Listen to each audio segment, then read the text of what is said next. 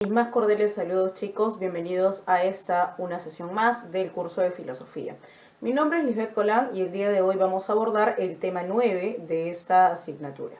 De tal manera que la semana pasada habíamos hablado acerca de lo que vendría a ser el periodo antropológico.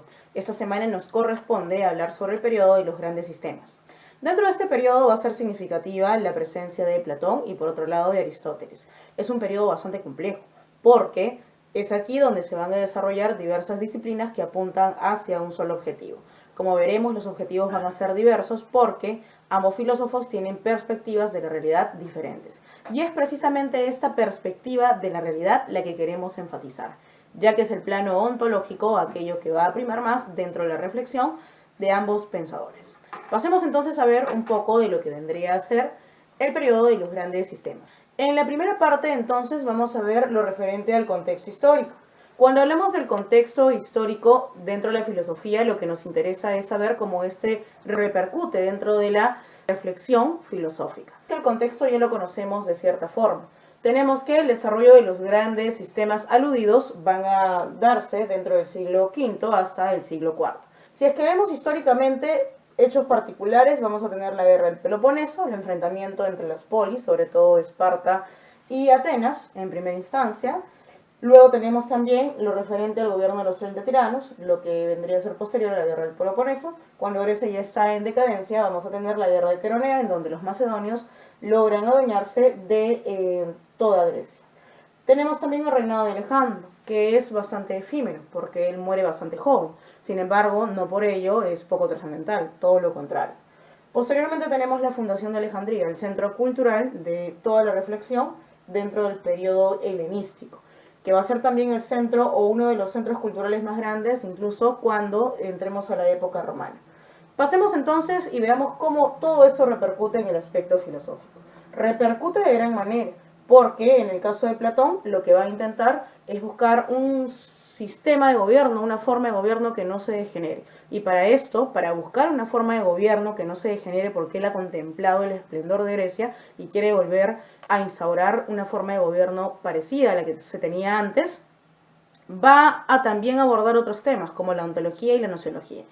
Para Platón es fundamental el dar cuenta sobre el aspecto ontológico, la representación que se tiene de la realidad y cómo ésta funciona, para luego instaurar el aspecto nociológico o cómo llegamos al conocimiento de ello, porque va a influir de manera significativa en el aspecto ético y en el aspecto político, que es lo que más le interesa.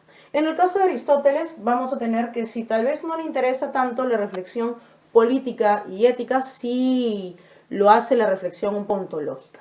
Para él, la reflexión ontológica tiene que ver con el conocimiento del ser, y este ser se entiende como sustancia. Sustancia se entendería como todas las cosas que existen en el mundo. Por ello es que su punto de partida va a ser un poco más científico que el de Platón. De forma específica podemos nosotros rastrear lo siguiente. Número 1, desarrollo de los grandes sistemas, que van a abarcar, como lo dijimos, diversas disciplinas, desde la ontología hasta la política, ontología, nociología, ética, política. Todo esto va a estar articulado dentro de un cuerpo de ideas bastante estructurado. En segundo lugar, podemos también tener lo referente a la primacía de lo ontológico, como lo dijimos hace un momento. Es más, si vemos en el título, el periodo sistemático también es conocido como el periodo ontológico. Y si hablamos de ontología, la ontología nos remite, en este caso, la pregunta ¿cuál es la verdadera realidad?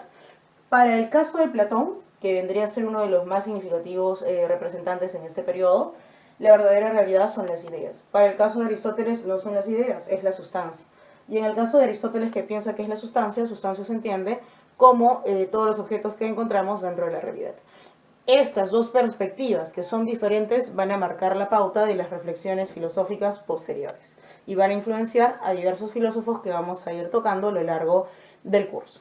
Es un periodo sumamente importantísimo, es un periodo de cambios, pero que van a repercutir a largo plazo. Muchas de sus teorías siguen hoy vigentes, como no recordar la teoría esclavista de Aristóteles, que luego se va a utilizar incluso para la conquista del Perú y de toda América, en donde algunos debían de ser dominados por naturaleza, debían de ser esclavos. Pero no nos adelantemos, vamos paso por paso, y hasta aquí tenemos lo referente a la cuestión histórica. Posteriormente vamos a ver cada uno de los sistemas. Acompáñame, por favor. Bien, chicos, veamos ahora lo referente al sistema platónico.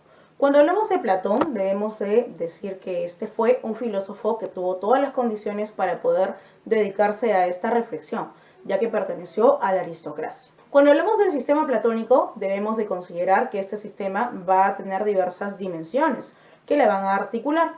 En este caso, estamos hablando de la dimensión ontológica, de la dimensión nociológica y de la dimensión ética y política. Bajo todas estas dimensiones va a estar un propósito, va a resaltar la dimensión política. Lo que quiere hallar Platón es un sistema de gobierno que no se degenere y que le regrese a Grecia esa plenitud, ese bienestar del que gozaba dentro de la época clásica en la que él había vivido y había contemplado las grandes manifestaciones como el nacimiento del teatro, de la comedia. Quería regresar a ese pasado. Entonces, el proyecto de Platón inicia con la concepción ontológica, que se va a vincular a las demás dimensiones. Ontológicamente hablando, Platón concibe que hay dos realidades, o dos mundos. Por un lado está el mundo de las ideas, que es la verdadera realidad, y por otro lado está el mundo sensible. El mundo sensible llegaría a ser solo una proyección del mundo de las ideas. En el caso del mundo de las ideas, estas ideas se van a caracterizar por ser verdaderas, por ser inmutables, por ser perfectas, inmortales, también fundar lo sensible. Este mundo es un mundo en donde todas estas ideas son absolutas, son puras, no tienen movimiento, nunca van a morir, siempre están ahí fijas, son verdaderas. En el caso del mundo sensible ocurre todo lo contrario. Aquí vamos a encontrar a los objetos concretos. Estos objetos concretos se van a caracterizar por lo siguiente: ser aparentes, esa no es la verdadera realidad; ser perecederos, todos están condenados a desaparecer o a morir; y ser mutables, cambiantes, bastante cambiantes en realidad. Entonces, vemos cómo es que el mundo de las ideas se diferencia del mundo sensible, pero también habría que explicar que este mundo de las ideas en realidad es la base de este mundo sensible. ¿Cómo es que pasamos del mundo de las ideas al mundo sensible bajo la perspectiva platónica gracias al mito de Demiurgo? Demiurgo vendría a ser una deidad que contempla estas ideas puras y puede luego proyectarlas dentro del mundo sensible.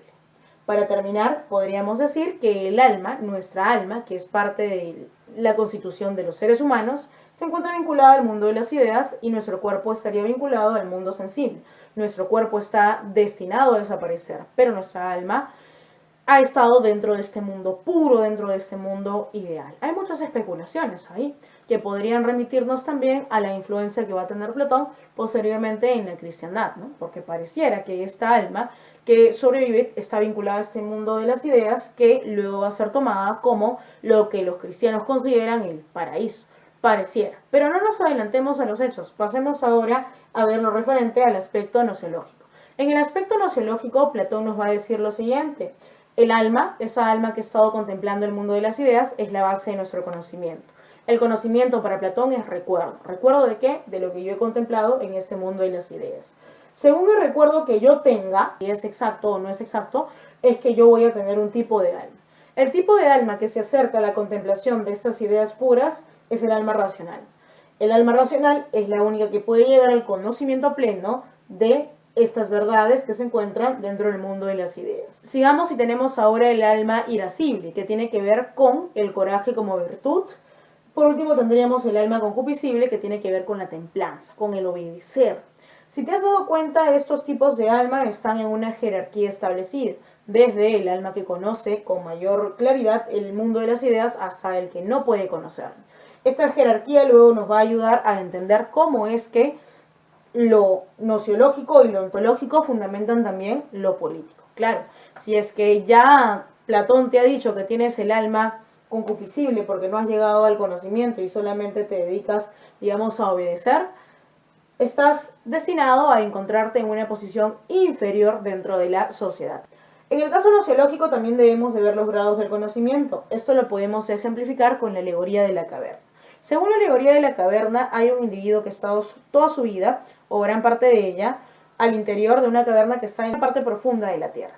Dentro de esta caverna hay una pared. En esa pared el individuo está atado.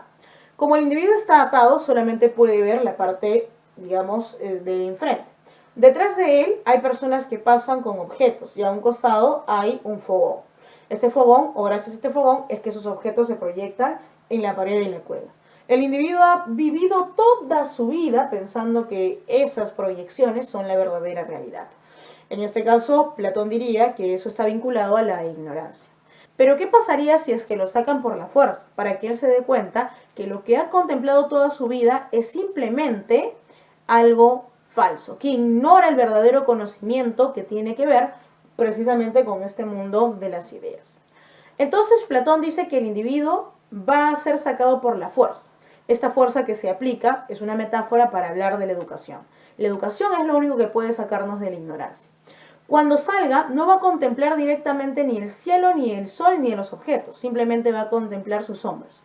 Posteriormente podrá contemplar a los objetos mismos y después al cielo y posteriormente al sol, aunque esto sea solo por segundos.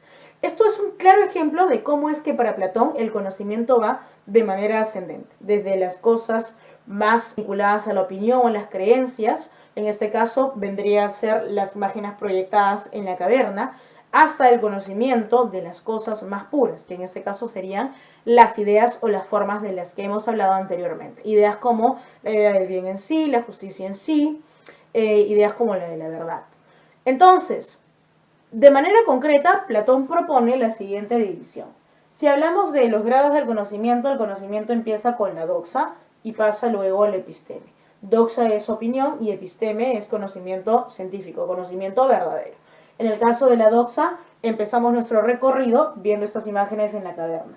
Estas imágenes corresponden a lo que vendría a ser la ecasía, en donde nos encontramos en una parte del conocimiento vinculada a la imaginación.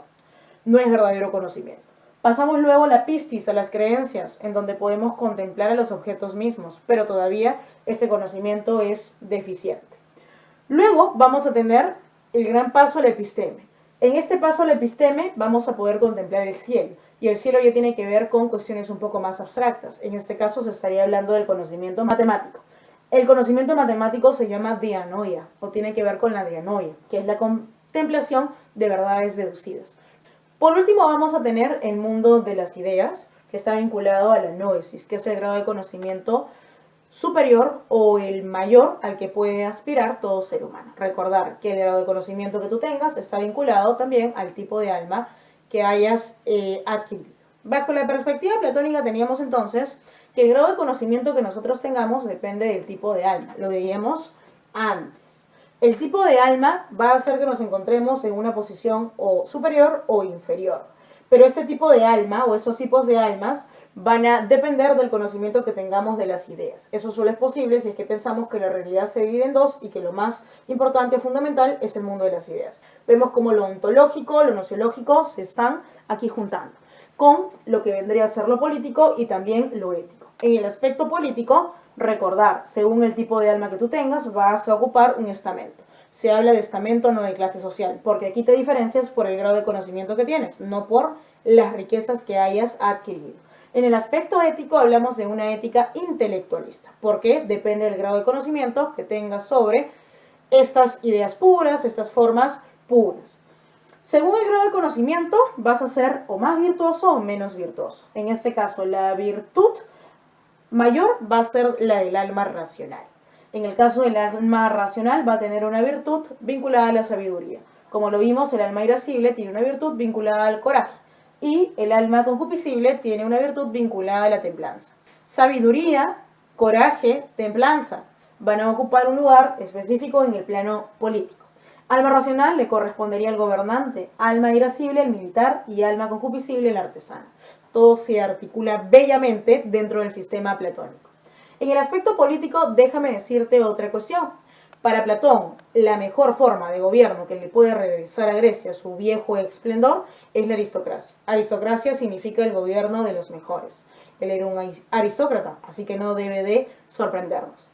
En el caso de la política, él cree que la peor forma de gobierno es la democracia. La democracia que llevó a la ruina a Grecia, ¿no? Esa democracia que hizo que una mayoría pudiera participar, pero esta mayoría no era capaz. Solo algunos son capaces o llamados a gobernar, como lo podemos ver dentro de la clasificación que hacen el aspecto tanto político como nociológico, que tiene que ver también con lo ontológico. Para finalizar esta parte, chicos, hay que mencionar un poquito sobre las obras de Platón. Cuando hablamos de las obras de Platón, hablamos de los famosos diálogos. ¿Diálogos por qué? Porque todos van a estar escritos en forma de preguntas y respuestas. Siempre hay dos personas que están conversando.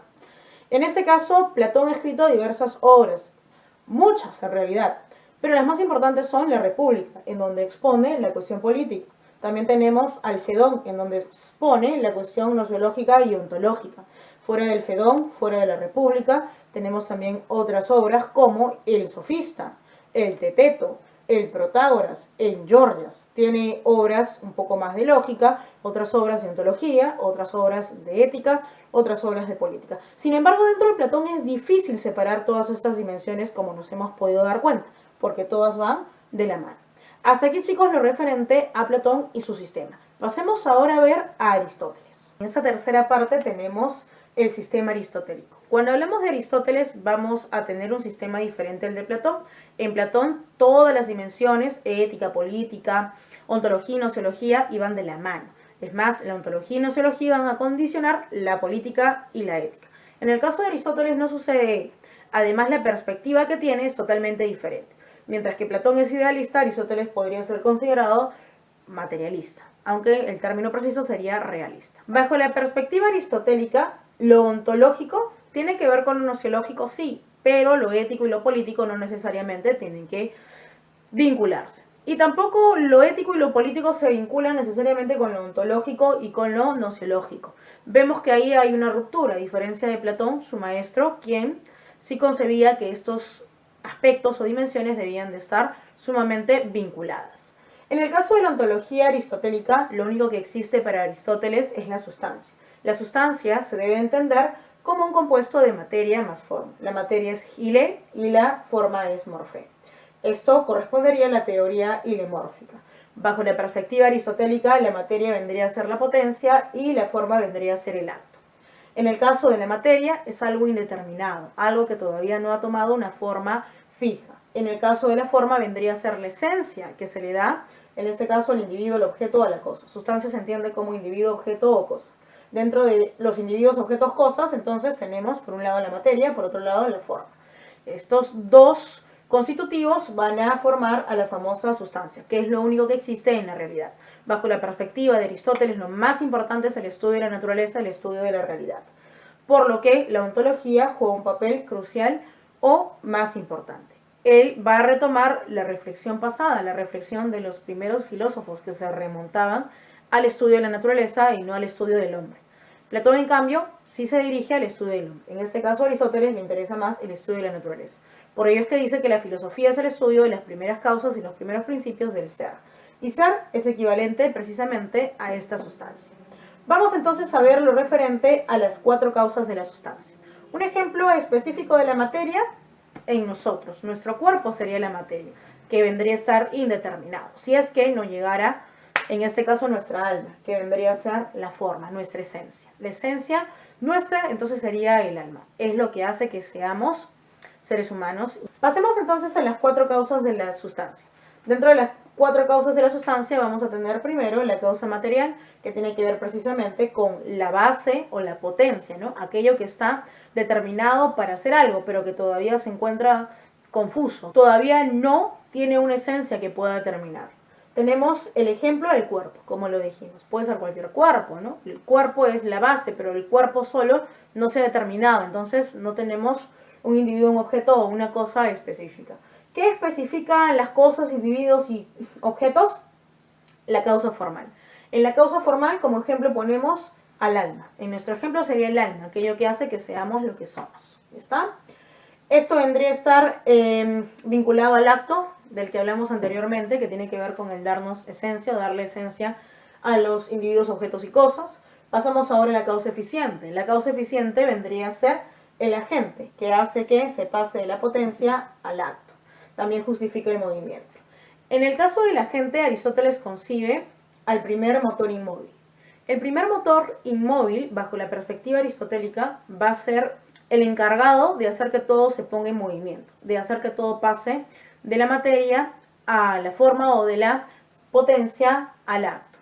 Esto es bastante peculiar porque este primer motor inmóvil los medievales lo entienden como Dios, pero bueno, no lo está pensando así Aristóteles, igual es tomado posteriormente dentro de la edad media para justificar el dogma cristiano. Es significativo, esto de la causa eficiente vinculada al primer motor inmóvil, ¿no? Entendido como una entidad que pone en movimiento a todo, ¿no?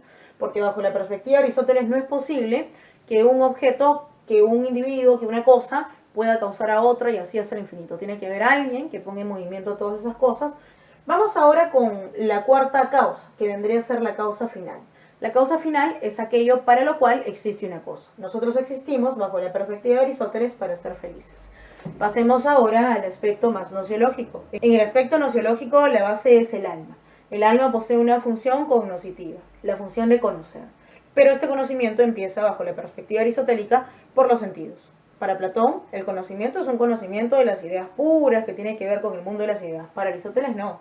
Es un conocimiento que tiene que ver con las cosas reales, concretas, aquí y ahora. El conocimiento empieza por los sentidos. Nuestra alma posee funciones, la función vegetativa, la función sensitiva, la función racional. Bajo la perspectiva de Aristóteles, nosotros poseemos las tres funciones. A pesar de que el alma vegetativa se asocia más a los vegetales y el alma sensitiva se asocia más a los animales. Y propiamente nuestra alma sea la racional. Es que no hay una separación como en Platón de las almas, sino que todas estas están juntas, contenidas en un solo individuo. En el caso de los animales, el alma sensitiva juega un papel importante porque desarrolla ciertos procesos cognitivos. Sensitivo, vegetativo, racional tiene que ver con los procesos cognitivos a los que alude Aristóteles. Sigamos y tenemos ahora el que Aristóteles concibe que el conocimiento se da sobre un papel en blanco. Todos nosotros nacemos sin ningún contenido, vamos llenándonos de contenidos por medio de la experiencia. Como buen científico, piensa que la experimentación, la observación, es la base de todo conocimiento. Pasemos ahora al aspecto de la ética y de la política. Bajo la perspectiva aristotélica, ambas no tienen por qué coincidir. No es lo mismo ser un hombre virtuoso que ser un buen político. Ser un hombre virtuoso depende de seguir dentro del plano práctico del término medio, actuar siempre con mesura. En el caso del aspecto político, ser buen político corresponde a siempre tender al buen común. El filósofo no tiene por qué interesarse sobre las cuestiones políticas, eso le corresponde a otras personas. El filósofo no ha nacido para gobernar, como dentro de Platón sí lo hace. En este caso, la ética tendría que ver con el ámbito más privado y la política con el ámbito un poco más público. El filósofo, ojo, no tiene por qué gobernar, por lo que le bastaría solo con ser un hombre virtuoso. Para Aristóteles, ¿cómo saber si un individuo es bueno? ¿Cómo saber si un individuo es malo? Eso solo se verá al final de toda su vida. Ya que con un acto no te puedo juzgar, sino que tendría que ver los actos que has realizado a lo largo de tu vida. Y de esa manera establecer si has sido bueno o si has sido malo. No hay una determinación propia de los seres humanos, sino que nos vamos haciendo a largo plazo. Pequeños, eso ha sido todo por hoy. Espero les haya gustado la clase. Lo complementamos dentro de la plataforma Zoom. Pero ojo, tienes una tareita. Son las 5 preguntas de lema. Solo 5 preguntas de lema referentes a este tema, que es el periodo de los grandes sistemas o periodo también ontológico. Nos vemos, chicos. Hasta la próxima.